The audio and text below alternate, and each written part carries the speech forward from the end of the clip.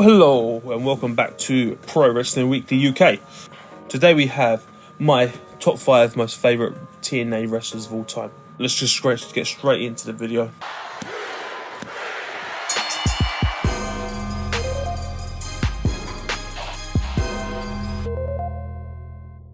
Number 5, Kurt Angle.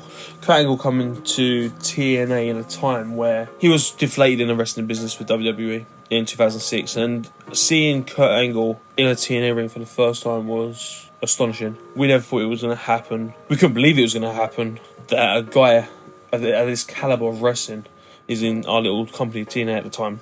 He put a lot of eyes on TNA. Obviously a multi-time world champion, already a wrestling icon. He added so much to the product and so much to the TV time and so much to TNA in general because of obviously what he did in the ring. He made the wrestlers around him look better. He made them perform better. So Kurt Angle has to be on my favourite TNA wrestlers of all time. Number 4, I've got the monster Abyss. Obviously Abyss is TNA's version of a monster character like Kane or The Undertaker.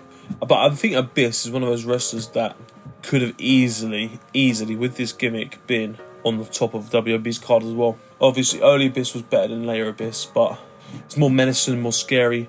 When you watch his match, you didn't know what he was going to do. You didn't know how he was going to react. You didn't know anything.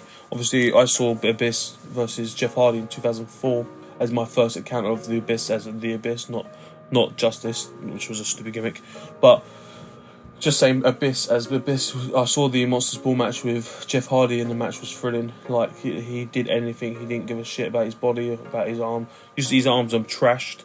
The man cares more about entertaining than his own health. Sounds a bit like Mick Foley, doesn't it? But the Monster Abyss has to be on the top 5 list just because of what he put himself through and how much I enjoyed watching him back in the day, and how and he got a title. He got a world title as well, and he had some great matches with Joe, AJ, Jeff Jarrett, and great names, some great Sabu, great people he's been against, and he carried on the ECW legacy through TNA and made that style of wrestling still a part of wrestling. Next up we have this one. So he's my favourite for 2 reasons: the gimmick he used and the wrestler he is.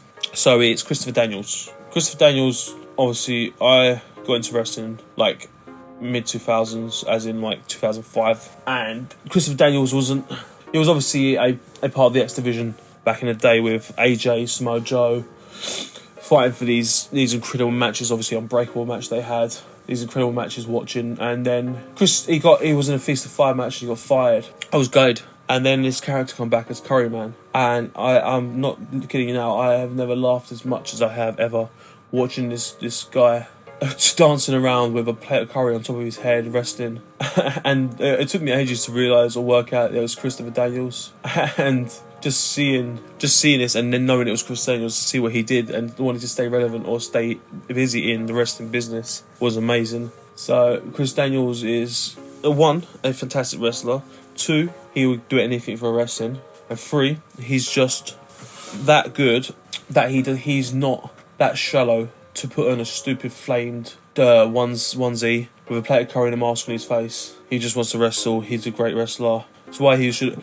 The thing is with TNA, he should always be on someone's top 5 just because of how good he was and how underappreciated Christopher Daniels is as a wrestler. He's great.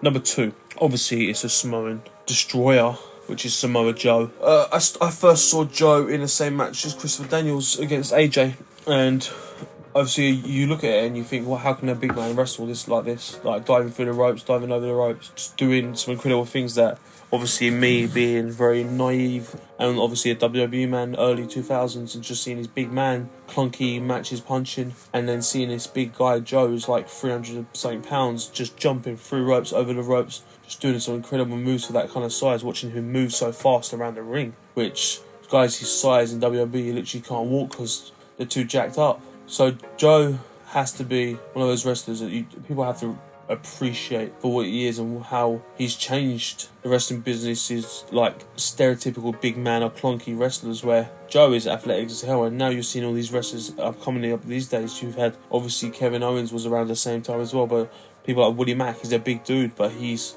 flying around like a fucking cruiserweight. That's why for me Joe he's a trendsetter. He's unbelievable. His vocal skills and his emotion for his promos are ridiculous as well. Obviously, we're seeing this now in WWE. He's an announcer, for God's sake, because he keeps getting injured. But the guy has a long career, great runs in Ring of Honor, great runs in TNA, great run in NXT. Not too bad in WWE, and now he's an amazing announcer. So Joe, obviously this is TNA favourite wrestlers of all time, so I'm getting carried away because I love Joe. But Joe in TNA, won a world title, one X Division, one tag team, one legend title, won everything. Joe is one of those wrestlers that should be in the listing of anybody's top 5 wrestlers of all time in TNA. Number 1, the phenomenal one, AJ Styles. AJ Styles is known around the world as Mr. TNA. He always has been, ever since he started. I started watching him again. It's kind of funny how these top 3 guys was in that one match I loved. I watched him in Unbreakable with Christopher Daniels and Samoa Joe, and then seeing his career change. Obviously, he was with Christian Cage and Tonko for a while in Cage's little group, and he obviously excelled with promos and funny skits in the match. After that, we had his amazing rivalry with Kurt Angle. Those matches with him and Kurt Angle were, pun intended, phenomenal. The guy is so good. It's ridiculous how good someone can be and not be appreciated by other companies and not being appreciated by his own company in TNA. Obviously, we had a little heel run as well in TNA, which I thought he did really well with Rick and a Fortune faction with him, and then him turning against Rick and against the Immortal faction.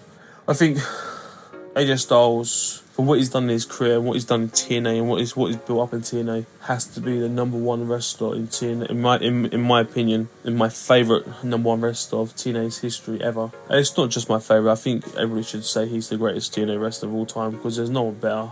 He made that company what it is, and as soon as he left, it went to shit like it has. So for me, AJ Styles, number 1 favourite wrestler in TNA history.